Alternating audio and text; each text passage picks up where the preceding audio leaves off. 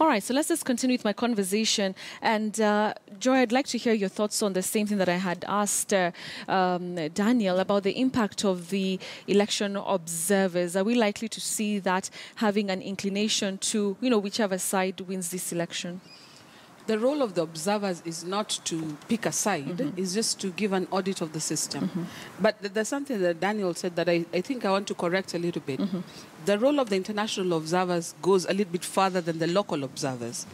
So the people that the IBC accredited, from the churches and the teachers and normal Kenyans to observe the process, actually just sit and audit the process without intervening. But the international observers, especially those who arrive earlier and stay on after, the long-term observers, do a little bit more than that. Yes. I think we saw the Kerry-led team, the Carter Foundation team, actually visiting not just the IBC offices and looking at the system itself, interrogating it with their own IT experts. They also went to Bomas and looked at that system at Bomas, looked at how the two correlate, the security of the servers. So they do a little bit more than just the cosmetic observation. All right. Now, if they issue a statement and say, look, the system looks credible, the international community tends to rely on the word of the international observers because they look at them as more being impartial and having some technical capability to understand the nitty-gritty that is not obvious to the kawaida observer like myself. Okay.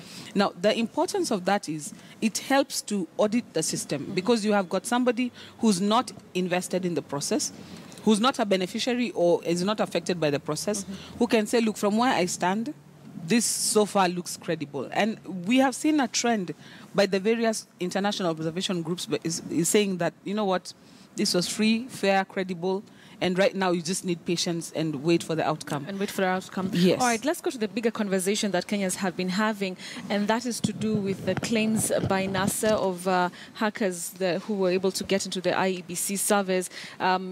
Jubilee, of course, refuting that. On the other hand, IEBC coming out and saying that there was really no interference on their servers by anybody. There was no password which was stolen and given to any person for them to access the servers. And then, of course, now you have people like John Kerry who come out and say from where they sit, they've seen that this system has been proper all the way. So where does that put the results transmission? Where does it put the tallying of the presidential results? Where are we at? I think that because at the end of the day, the whole process should be acceptable to Kenyans. And whatever they do, the process will lead to the acceptability of the results. And that's why, for me, since we are saying that the results should be accompanied by the Form 34B, for 34A, yes. I think even without going into the server, yes. Let's say if the server has a problem, you can say, fine, let's put the server aside. Let's get our calculators, get me all the Form 34s, and we calculate. I can even borrow them my calculator. All right, Daniel, I'll interrupt you. Sorry.